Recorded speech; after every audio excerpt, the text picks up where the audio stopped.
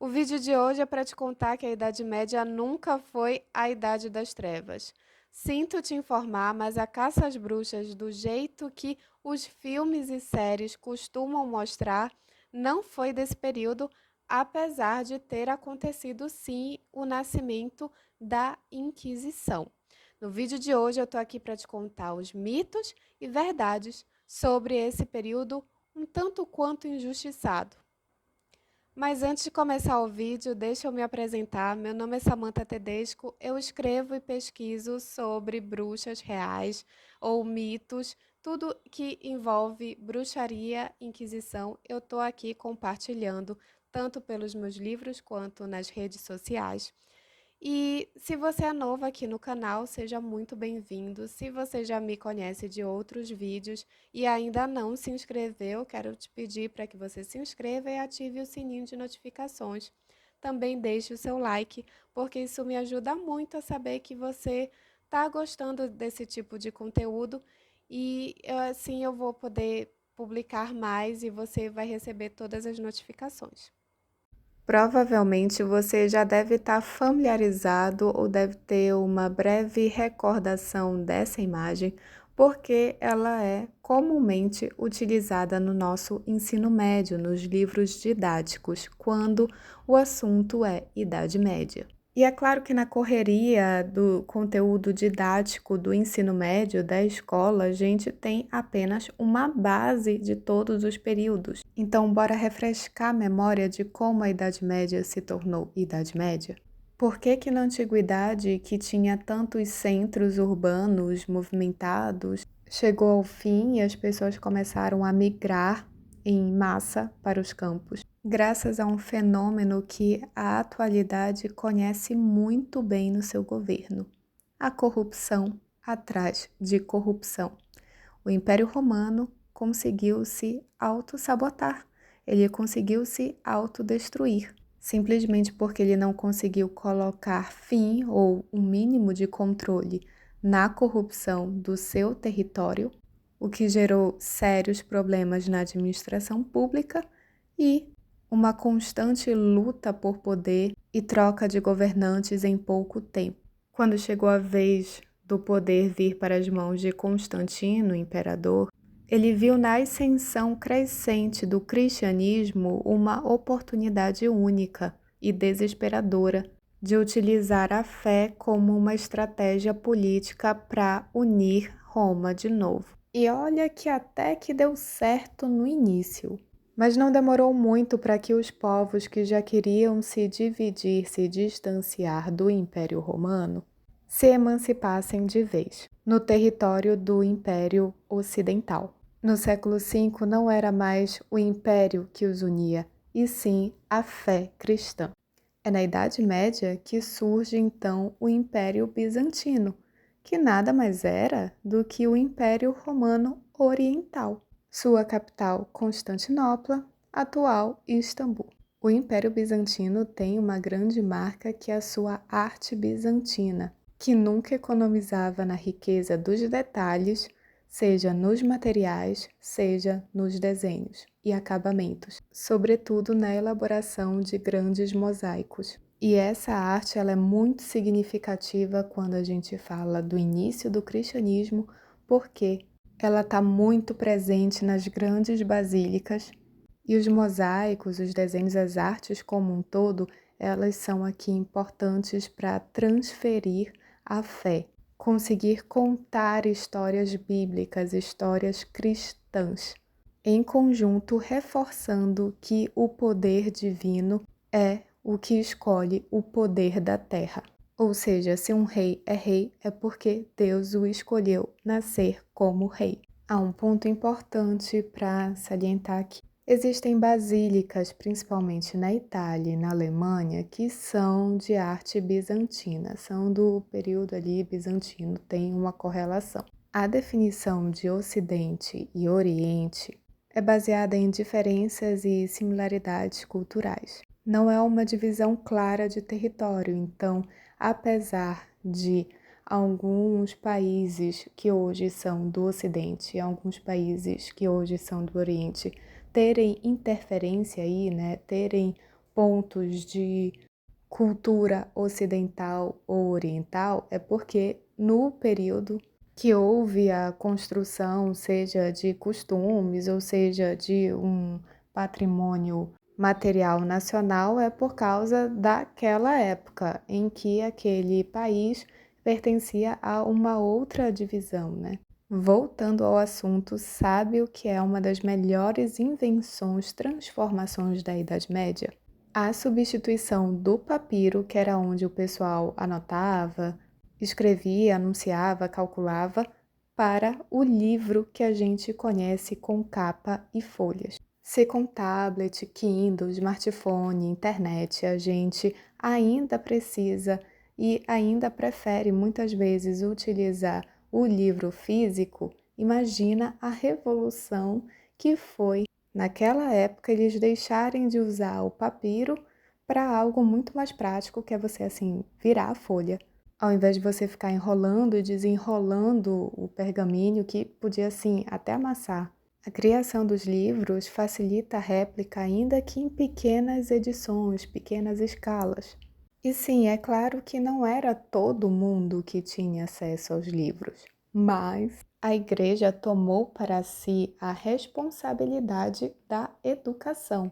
E ela não via a educação como algo qualquer, na verdade, ela via como algo extremamente divino. E justamente por conta de ser tão divino assim, é que quem detinha o conhecimento máximo, o conhecimento mais precioso e o conhecimento da palavra de Deus eram apenas os sacerdotes. Foi-se criado o currículum patrístico. No início da Idade Média, esse currículum patrístico era uma grade de disciplinas, divididas em sete artes liberais, sendo 3 consideradas da alma divina e 4 consideradas humanas. Esse modelo de divisão é chamada trivium e quadrivium. Eu acho que está certo essa pronúncia. O trivium são as artes de capacidade de falar bem, escrever bem, argumentar, são atribuídas à Santíssima Trindade. São elas a dialética, a retórica e a gramática. As 7 eram necessárias, é claro, mas o trivium era essencial para a vida do sacerdote. O quadrivium são as artes humanas que tinham relação direta com a mão humana, ou seja, trabalhos artesanais e com a interpretação do mundo. Essas 4 são a aritmética, a geometria, a música e a astronomia. Foi na Idade Média também que outra transformação na escrita e, consequentemente, no estudo e como impacta a nossa forma de estudar hoje em dia e ler aconteceu. Foi na Idade Média que se começou a escrever as palavras separadas ao invés de todas juntas e também a utilização de pontuação. Apesar da maioria das pessoas terem migrado para o campo e os grandes centros eles terem diminuído a sua proporção e movimento, os portos ainda tinham grande movimentação e uma significativa importância no quesito comercial. A Europa medieval não se excluiu e isolou do resto do mundo. Muito pelo contrário, é nesse período que ocorrem as cruzadas, através dos cavaleiros templários, o nascimento do islamismo e a troca de conhecimento entre árabes, judeus e cristãos através das viagens e do comércio. Nas escolas muçulmanas eram permitidas mulheres, até inclusive davam aulas. E muito do material da Grécia Antiga foi traduzido para o árabe. E os cristãos que frequentavam as escolas muçulmanas traduziram posteriormente para o latim. Na Idade Média, o estudo estava totalmente vinculado à fé, seja ela cristã ou muçulmana, Ocidente ou Oriente. E diferente de uma crença que a gente costuma alimentar, principalmente pela mídia e pelas redes sociais, os árabes, os judeus e os cristãos, eles não viviam o tempo todo em guerra, nem se odiavam. Eles tinham os seus interesses políticos e, é claro, vinculados também à fé, principalmente no que tange a Jerusalém, ao governo, à conquista de Jerusalém. A Idade Média, portanto, foi um período de bastante movimentação E não, ela nunca foi um período de estagnação intelectual, muito pelo contrário. Se no Oriente os árabes dominavam várias técnicas e traduziam textos da antiguidade, no Ocidente esse papel ficava por conta da Igreja. A Igreja via valor no conhecimento e, por isso, ela foi a responsável por guardar esse conhecimento da antiguidade, tanto de filósofos gregos quanto romanos. Porém, ela adaptou vários conceitos platônicos e aristotélicos para a visão cristã. Se no início do século IV ao século XI e início do século XII a educação se dava naquele modelo patrístico, naquele sistema das artes liberais, no fim do século XII e início do século XIII foi surgindo as primeiras universidades. E agora nós vamos chegar na parte que provavelmente foi o motivo por você ter clicado nesse vídeo. A caça às bruxas na Idade Média. Tinha bruxa na Idade Média? E a resposta é sim. Tinha bruxa na Idade Média, tinha bruxa na Antiguidade, tinha bruxa no Renascimento, tem bruxa na atualidade. Bruxa sempre ocupou um espaço na cultura de cada sociedade. Aqui no canal já tem um vídeo que eu gravei sobre a evolução da imagem da bruxa, desde a antiguidade até a visão que a gente tem dela mais pop da atualidade. Por que e como ocorreu essa mudança, principalmente pela TV e pelo cinema. Agora, voltando ao período que importa deste vídeo, a bruxa na Idade Média ela possuía um status de mistério e dons sobrenaturais. Ela não era considerada nem totalmente ruim, nem totalmente boa. Tudo dependia do contexto, mas de uma forma geral, a figura da bruxa ela era muito forte no imaginário popular, principalmente por causa de uma personagem icônica que aparece nas lendas arturianas. A Morgana, irmã do rei Arthur, bruxa, princesa, ela tem vários status e eu já fiz até um vídeo só dela aqui no canal também. A Inquisição ela foi criada na Idade Média, sim, no século XII, mas nesse período não havia um crime específico contra a bruxaria. Então, quando uma mulher era acusada de ser uma bruxa, ela era condenada por heresia e não bruxaria. E é claro que bruxos também, homens, poderiam ser condenados à fogueira por heresia. Agora, a caça às bruxas, do jeito que a gente conhece pela Inquisição, ela aconteceu no Renascimento. Essa imagem da bruxa como amante ou esposa de Satanás veio de um livro chamado Malleus Maleficarum, que se chama em português O Martelo das Bruxas. Ele foi escrito majoritariamente pelo inquisitor alemão Kramer, que curiosamente foi a mesma pessoa que foi pedir para o Papa, no final do século XV, uma elaboração de uma bula que desse o aval para ele poder investigar o crime de bruxaria. E assim foi feito, ele conseguiu a Summis Desiderantis Affectibus.